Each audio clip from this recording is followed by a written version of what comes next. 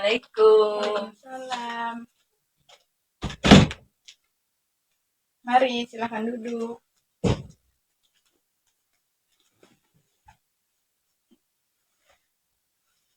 Bagaimana posisi duduknya, sudah nyaman? Sudah. Kalau boleh tahu, saya berbicara dengan siapa? Baik, perkenalkan nama saya Email, Kak.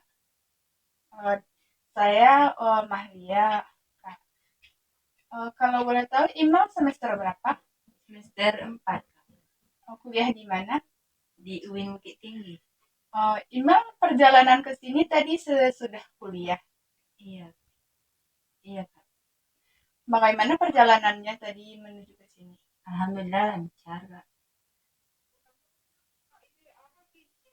Baiklah, Email sebelumnya apakah Email pernah melakukan konseling? Belum, Kak.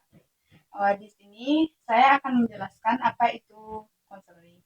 Konseling adalah suatu proses bantuan yang diberikan oleh konselor, yaitu saya, dan konseling yaitu Email. Di mana tujuan konseling ini untuk mengentaskan masalah yang dialami oleh Email dan juga memandirikan Email ke depannya untuk mengentaskan masalah jika berkaitan dengan masalah yang sama. Di dalam proses konseling juga terdapat beberapa asas. Yang pertama yaitu asas kerahasiaan, di mana saya sebagai konselor akan menjaga kerahasiaan data dan masalah yang email sampaikan kepada saya. Kemudian ada asas keterbukaan, di mana saya berharap email dapat terbuka dan dapat meluahkan semua isi perasaan email kepada saya tanpa merasa tertekan ataupun merasa was-was. Baiklah, di sini apakah email sudah paham apa itu konseling dan tujuan dari konseling itu sendiri? Sudah, Kak. Baiklah, email. Nampaknya email tidak sabar lagi untuk mengutarakan apa yang ingin email sampaikan. Dipersilahkan, email. Baik, Bu. Baik, Kak. Di sini kan saya mempunyai masalah, yaitu di akhir-akhir ini saya sulit dalam manajemen waktu saya dalam membuat tugas. Saya sering malas gitu, Bu. Jadi email merasa malas. Iya. Lalu apa yang email lakukan untuk mengurangi rasa malas itu? Mencoba mengerjakan tugas dengan mulai dari membuat jadwal gitu, Bu. Sejak kapan email merasakan malas tersebut? Sejak akhir minggu ini, Bu. Apakah sebelumnya email pernah mengalami atau merasakan rasa malas? Sejak akhir minggu ini, Kak. Jadi sejak minggu ini email merasakan malas. Iya, Kak.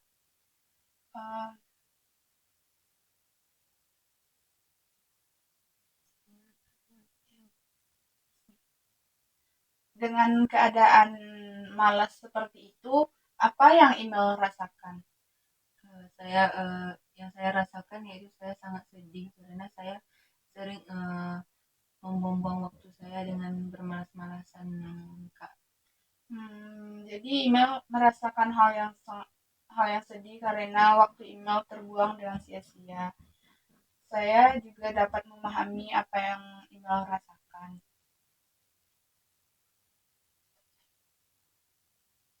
Jadi gimana jadi gimana, Bu, cara untuk saya tidak malas-malasan, Bu? Jadi kan dari awal email bilang tadi kalau email merasakan hal yaitu malas dalam mengerjakan tugas dan sesuatu hal yang bermanfaat bagi email dan suka membuang-buang waktu begitu saja. Jadi ini Kak penyebab penyebab email dalam malas membuat tugas itu karena email bermalas-malasan atau sering menunda-nunda membuat tugas dan juga terlalu keseringan menonton TikTok. Jadi email sering menunda-nunda waktu, walaupun email tahu ada tugas, email lanjut men-scroll TikTok, begitu email. Iya.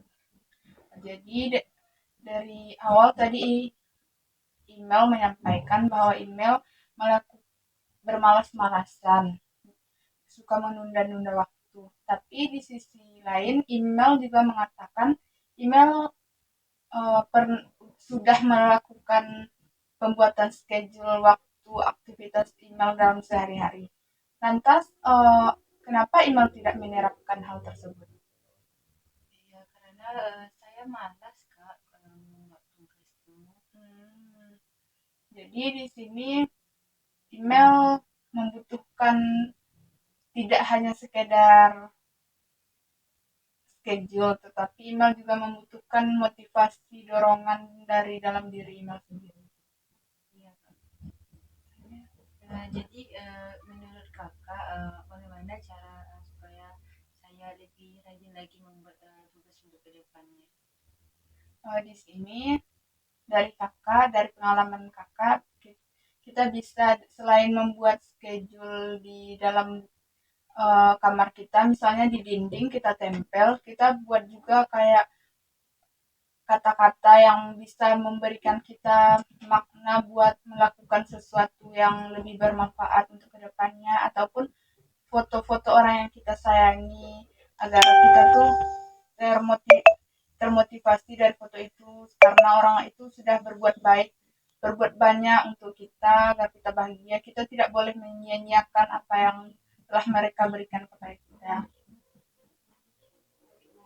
uh, dari email sendiri, email rasa apa yang ingin email lakukan? Dari yang telah kakak jelaskan, rencananya kalau bisa nanti email buat jadwal atau jadwal harian atau mingguan agar lebih rajin lagi membuat tugas. Jadi email akan membuat schedule harian, begitu email. Untuk rencana kedepannya, email akan melakukan aktivitas yang rutinitas yang sudah di email, buat di schedule email, kemudian juga membuat motivasi-motivasi untuk diri email untuk lebih semangat lagi untuk mengerjakan tugas. Jadi rencana email kapan untuk menerapkan hal tersebut? Rencananya nanti malam Kak. Bagus sekali email. Itu hal yang sangat luar biasa. Email dapat langsung menerapkannya setelah kita melakukan konseling. Ya, Uh, Bagaimana perasaan email setelah melakukan proses konseling kita pada sore hari ini? Email sangat senang, sangat senang Kak, karena ada sesi konseling ini, email bisa lebih bisa dalam membuat jadwal harian atau mingguan untuk email lebih rajin lagi membuat tugasnya. Bagus sekali email, dan terima kasih juga kepada email sudah meluapkan, menyampaikan apa yang dirasakan oleh email kepada saya. Karena email tidak ada lagi yang ingin disampaikan, kira-kira setelah proses konseling kita pada hari ini, apakah berikutnya kita perlu melakukan proses konseling? Perlu. Kira-kira kapan kita akan melaksanakan konseling berikutnya, email? Minggu depan Kak. Di hari yang sama? Di hari yang sama.